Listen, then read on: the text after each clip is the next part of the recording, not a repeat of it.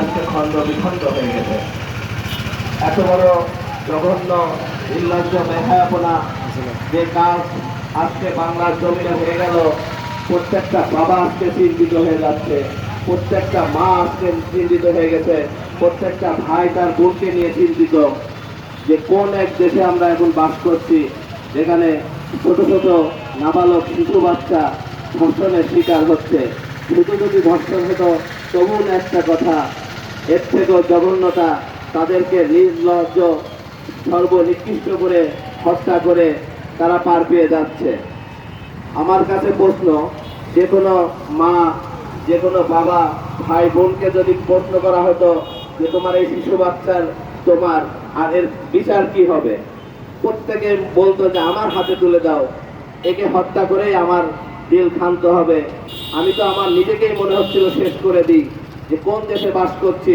নিজের প্রত্যেক রামেশার চেহারা দেখে একটু সময়ও স্থির থাকতে পারছি না। প্রত্যেকটা সেকেন্ড সময় যেন রামেশার ওই নিষ্পাপ চেহারা যেন আমাদের চোখের সামনে ভেসে উঠছে। তো এই বাংলাদেশে জানি যে মানুষটা হত্যা করেছে, যে কোনো ধর্ষণ করলে তার বিচার সবাই বলবে হত্যা, এবং হত্যার বিচারও যদি বলা হয় কি হবে, সবাই বলবে হত্যা। তাহলে আমরা কেন এই জানোয়ারকে বছরের পর বছরের সরকারের জনগণের ট্যাক্সের টাকা দিয়ে রাষ্ট্রীয়ভাবে পুষবো? আমার প্রশ্ন এখানেই যে কেন বিচার হয় না। আজকে যদি আমি বাংলাদেশের প্রধানমন্ত্রী তারেক জিয়াকে বলি যে আজকে আপনি একবার চিন্তা করে দেখেন তো, এই বাচ্চা মেয়েরা যদি আজকে আপনার হতো তাহলে আপনি কি করতেন? সারা বাংলাদেশ আগুন জ্বালায় দিতেন।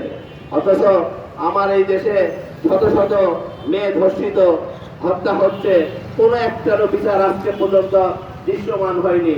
যার কারণে আজকে বাবা অকাট্য ভাষায় বলতে চাই, বিচার কার চাবো? আপনারা একটা দৃষ্টান্ত খাড়া করেন যে একটা মানুষের কোনো বিচার করতে পারছেন কিনা। এই জন্য তারা বিচার চাইতে চাচ্ছে না।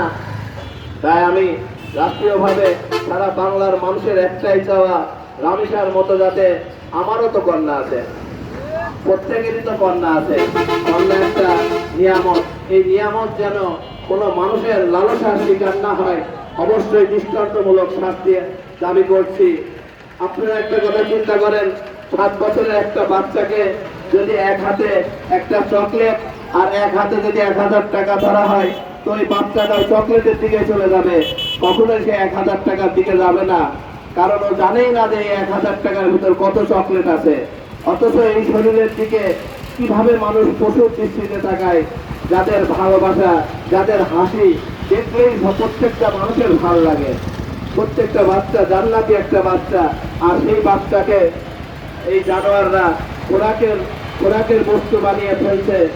আমি তাই আমার দলের পক্ষ থেকে এবং সারা বাংলার মানুষের, প্রত্যেকটা মানুষের হৃদয়ের চাওয়া, এই জানোয়ারকে দৃষ্টান্তমূলক শাস্তি দিয়ে অতি বিলম্বে বাংলাদেশের আইন ব্যবস্থা সুস্থ কায়েম করবে, এই আশা ব্যক্ত করছি। এবং সবাইকে এই আন্দোলনের শরীর হওয়ার জন্য যার যে জায়গা থেকে আছে কিন্তু প্রতিবাদ করিয়ে যাতে অতি তাড়াতাড়ি দৃষ্টান্তমূলক শাস্তি, এই আশা ব্যক্ত করে আমি আমার সংক্ষিপ্ত বক্তব্য শেষ করছি। ধন্যবাদ সবাইকে। আলহামদুলিল্লাহ, এ পর্যায়ে আমাদের সামনে বক্তব্য উপস্থাপন করবেন কুমারখালীর কৃতি সন্তান, কবি ও সাহিত্যিক, আমাদের অতি পরিচিত বিজন আব্বাস ভাই। বিজন আব্বাস ভাই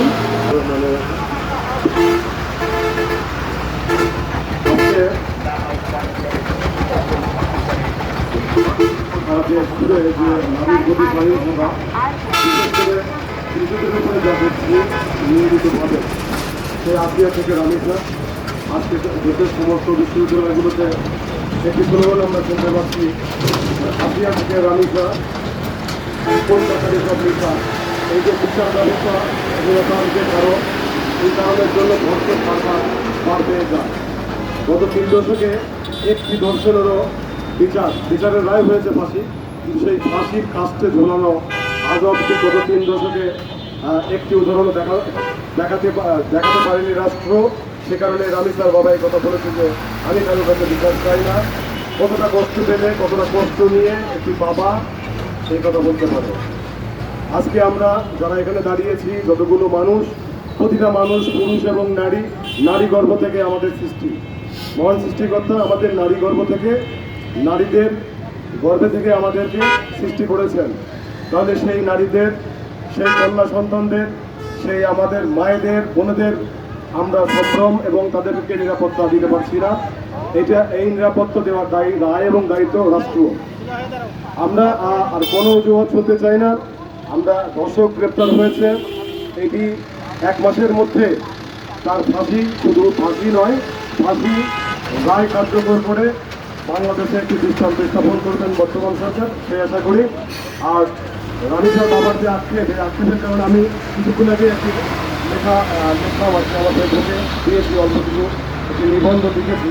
এটির কারণ হচ্ছে যে ফাঁসির রায় হয়ে যায় হাইকোর্টে, কিন্তু সুপ্রিম কোর্টে যখন আপিল করে তখন দিনের পর দিন, মাসের পর মাস, বছর পর বছর যখন এটা ঘুরতে থাকে তখন সাক্ষীরা আর কোর্টে যেতে চায় না, এবং যে বাদী তিনিও দুর্বল হয়ে পড়েন এবং ধৈর্যহারা হয়ে পড়ে, যার ফলে এই সমস্ত গুণাঙ্গার, এই সমস্ত অমানুষ আসলে এদের উচিত আসলে যে পাথর মেরে মারা উচিত আসলে। বিশেষ করে খুন এবং ধর্ষণের হত্যাকাণ্ডে জনপ্রকাশ্যেই পাথর, এবং ইসলামিক দৃষ্টিকোণ থেকে আমার কাছে মনে হয় যে পাথর মেরেই জনসম্মুখে পাথর মেরে তাকে হত্যা করা উচিত।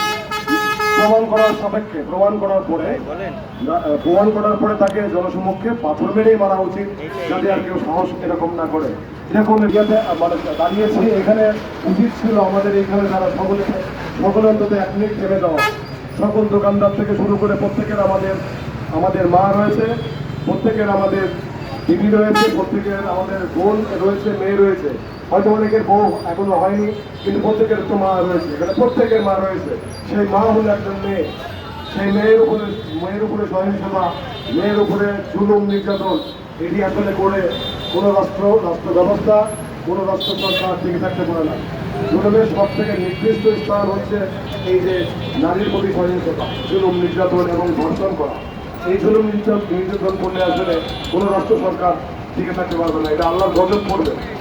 আমরা আমাদের আবেগ থেকে শুধু নয়, আইনের দিক থেকে আমরা বলতে চাই, বাংলাদেশের প্রচলিত আইনের প্রতি শ্রদ্ধা রেখেই বলতে চাই, ধরা পড়েছেন ধর্ষক এবং ইতিপূর্বে যারা তরুণ যে উপরে যে 2016 সালে কুমিল্লা ক্যান্টনমেন্টে সেই তনু হত্যার জন্য আমরা এই বাস স্ট্যান্ডে দাঁড়িয়েছিলাম।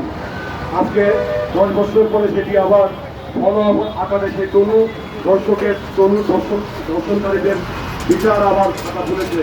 আমরা চাই প্রতিটা ধর্ষণের বিচারের ফাঁসি, এবং সেই ফাঁসিটা জনগণ জানতে পারবে যে ফাঁসি হয়েছে। এ পর্যায়ে আপনাদের সামনে বক্তব্য পেশ করবেন বাংলাদেশ খেলাফত মজলিসের কুষ্টিয়া জেলা শাখার সম্মানিত যুগ্ম সাধারণ সম্পাদক হাফেজ মাওলানা মুফতি সাব্বির আহমদ আজহারি সাহেব। আসসালামু আলাইকুম ওয়া রাহমাতুল্লাহ। বিসমিল্লাহির রহমানির রহিম। ইয়া আইয়ুহাল মুমিনুন, সম্মানিত উপস্থিতি, সম্মানিত সাংবাদিকবৃন্দ এবং আমাদের এই মাইকের আওয়াজ যে সমস্ত দোকানদার ও ভাই বোনদের কানে পৌঁছচ্ছে, আপনাদের দৃষ্টি আকর্ষণ করে বলছি, আল্লাহ রাব্বুল আলামিন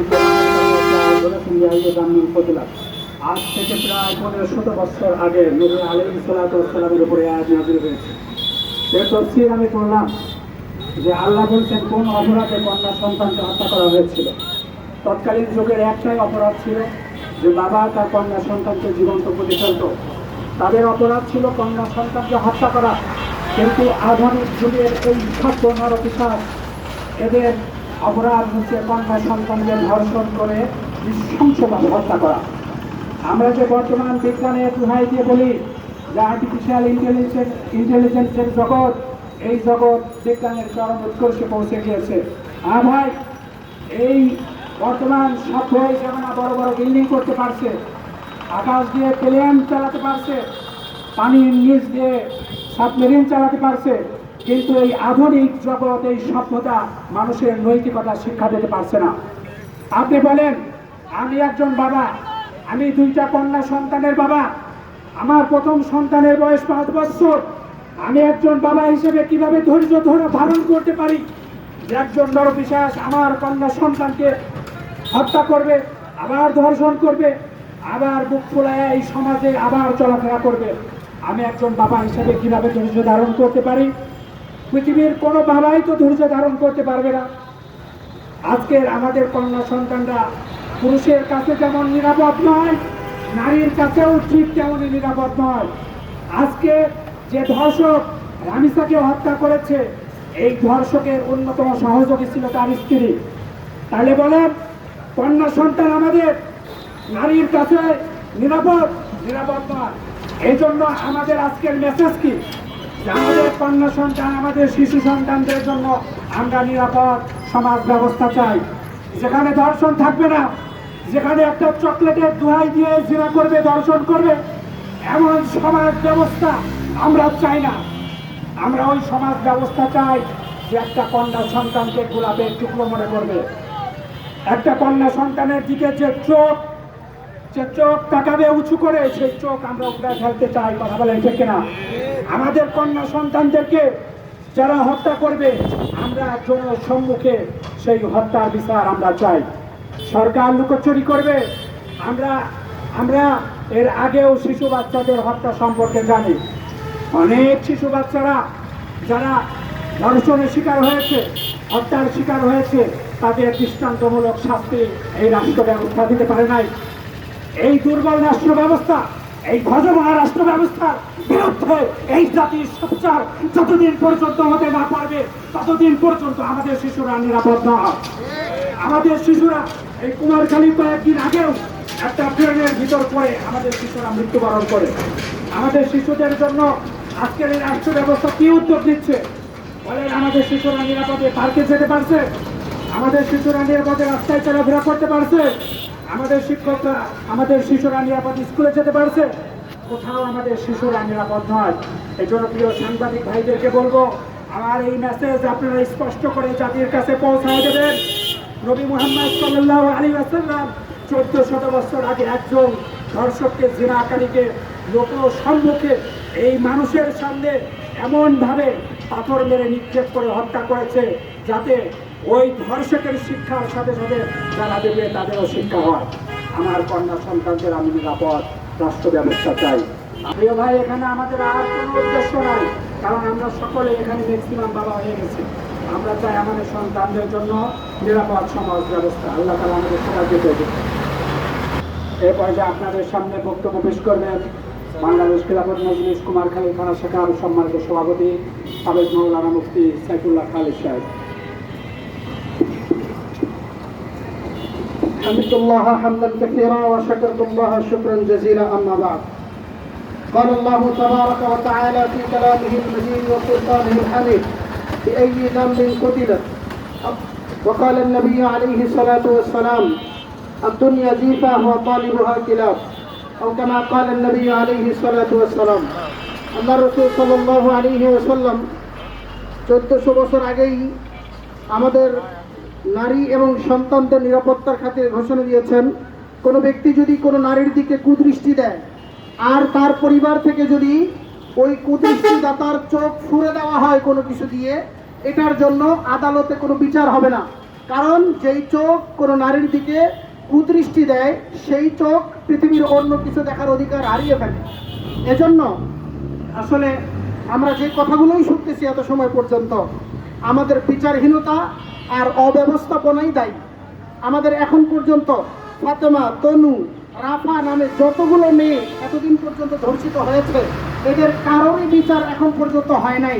বরং আফসোসের কথা হলো যে এই যারা বিচার দাবি করতেছে, তাদের নিয়মিত ইনকামের ট্যাক্স এবং কর থেকে ওই ধর্ষকদের খাবার দাবার এবং উন্নত চিকিৎসা ব্যবস্থা হচ্ছে, এবং সেটা বছরের পর বছর, কারো 10 বছর, কারো 12 বছর, 14 বছর, 15 বছর পর্যন্ত। ধর্ষক নিজে যখন ধর্ষণের পূর্ণাঙ্গ বর্ণনা দিচ্ছে যে আমি ধর্ষণ করেছি, এরপরেও আমাদের এই মানবরচিত আইন তাদেরকে 10 দিনের রিমান্ড মঞ্জুর করতেছে। অথচ 10 দিনের মধ্যে এই পৃথিবীর আলো বাতাস তার জন্য হারাম করে তোলার দরকার ছিল, কিন্তু সে 10 দিন নিরাপদে থাকবে, তার জন্য রিমান্ড মঞ্জুর হতে 10 দিন। অথচ ইসলামী ব্যবস্থা হলে এক জুমা থেকে আরেক জুমার মধ্যে, জুমার নামাজের পরে তার জন্য প্রকাশ্য বিচারের ব্যবস্থা থাকতো। কিন্তু আমরা দেখতে পাচ্ছি যে তাদের জন্য লম্বা টাইম শিডিউল দিয়ে দিয়ে বিচার ব্যবস্থাকে বিলম্বিত করা হচ্ছে। এবং এই বিষয়গুলো নিয়ে যখন বলা হয়, তখন তারাও বলে যে আমাদের একটা সিস্টেম আছে। বলেন, পৃথিবীতে যত অপরাধ হয় এই অপরাধগুলো কি কোনো আইন মেনে হয়? ধর্ষণকে আইন মেনে হয়েছিল? বাংলাদেশের আইন কোথায় ছিল যখন রামিসার হত্যাকাণ্ড ঘটে? বাংলাদেশের যত হত্যাকাণ্ড ঘটতেছে, আফসোসের বিষয় আমাদের নীতি নৈতিকতা এত বাজে পর্যায়ে পৌঁছেছে যে আমাদের এখন শুধু মেয়ে সন্তানই ধর্ষণের শিকার হচ্ছে অথবা পৈশাচিক নির্যাতনের শিকার হচ্ছে এমনটা নয়। বিভিন্ন জায়গাতে আমাদের কাছে নিউজ আসতেছে যে ছোট ছেলে সন্তানগুলো বিভিন্ন অমানসিক নির্যাতনের শিকার হচ্ছে কিছু মানুষরূপী মানুষের দ্বারা। আমরা এটাও দেখতে পাচ্ছি।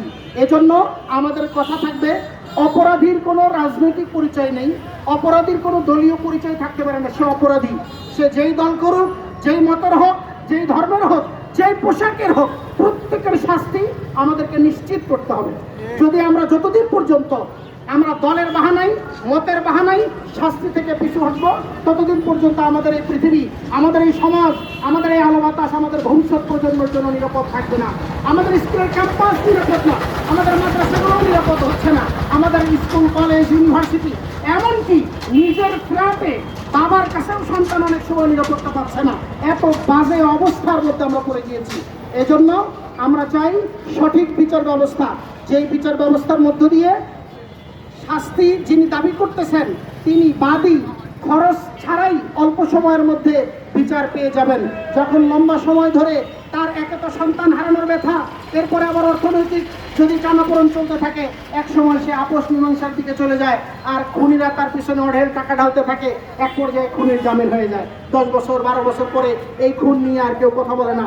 আমাদের কুমারখালীর একটা ভ্যান চালক, ছোট্ট ছেলে হৃদয়, মারা গেল, তার বাবাও ভ্যান চালায়, এখন পর্যন্ত তার বিচারের কোনো কিছু হয় নাই। তার বাবা এখন পর্যন্ত কোর্টে দৌড়াদৌড়ি করতেছে তার বিচারের আশায়, অথচ তার ছেলেটা কিন্তু ইতিমধ্যেই মারা গিয়েছে। আর খুনিরা আমাদের ট্যাক্সের টাকায় নিরাপদে আশ্রয় আছে, সরকারের আশ্রয়, অথচ তাদের বিচার হচ্ছে না। এজন্য আমাদের কথা একটাই, এই ব্রিটিশ প্রণীত আইনের নাম দিয়ে অথবা আমাদের প্রচলিত সিস্টেম আর আইনের কথা বলে আমাদের যদি বিচারহীন করে দেওয়া হয়, তাহলে এই বিচার ব্যবস্থাকে বাংলাদেশের মানুষ লাথি মেরে ভেঙে ফেলে নতুন বিচার ব্যবস্থা, খেলাফত ব্যবস্থা কায়েম করার জন্য উদ্যোগী হবে ইনশাআল্লাহ। তখন আর কারোর কাছে বিচার চাওয়ার জন্য আলাদা করে আবেদন করতে হবে না, এক জমা থেকে আরেক জমার মধ্যে বিচার হয়ে যাবে ইনশাআল্লাহ। এই জন্য আমরা চাই এই বিচারহীনতার এই সংস্কৃতি, বিচারহীনতার এই ব্যবস্থা আমাদের দেশ থেকে উৎখাত করে ন্যায় বিচার এবং ইনসাফ মূলক সমাজ যাতে হয়। আমাদের সন্তান, আমাদের মা, আমাদের বোনদের জন্য, আমাদের ছোট ছোট কচিকাঁচা সন্তানদের নিরাপদ বাসস্থান, নিরাপদ কর্মসংস্থান, নিরাপদ শিক্ষা ব্যবস্থা এবং চিকিৎসা ব্যবস্থা যাতে নিশ্চিত হয়, এই জন্য আমরা সরকারের কাছে দাবি জানাই। এবং এটা যদি না হয় তো ভবিষ্যৎ যারা দায়িত্ব রয়েছেন তাদের জন্য অশুভ পরিণতি ডেকে আনবে বলে আমরা আশঙ্কা বোধ করছি। এজন্য আমরা রামিসার হত্যার দৃষ্টান্তমূলক এবং তড়িৎ গতিতে শাস্তির দাবি জানাই।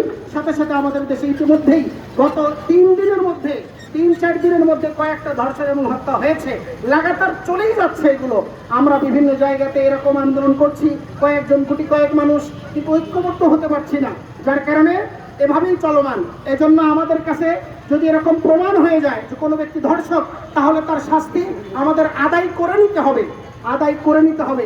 জনগণ যদি আইনের প্রতি অনাস্থা তৈরি হয়ে যায়, তাহলে তারা নিজ হাতেই এই শাস্তির ব্যবস্থা করে ফেলবে, তখন কিন্তু তাদের বিরুদ্ধে দাঁড়ানোর মতো সাহস হবে না।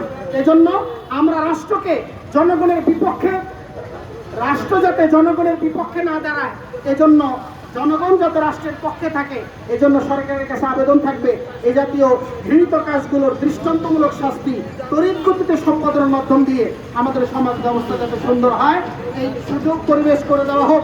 নতুবা পৃথিবীর এই স্বাভাবিক আলো বাতাস অন্যান্য ক্ষমতাসীনদের জন্য সুখকর হবে না।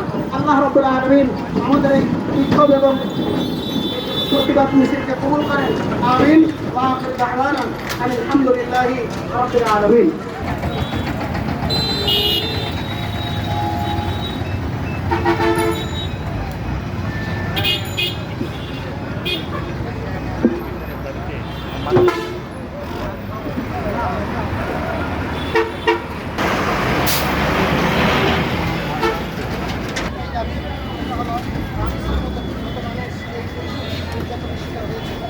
প্রত্যেকের ন্যায় বিচার দ্রুত সময়ের মধ্যে নিষ্পত্তি করার জন্য আমাদের সরকারের কাছে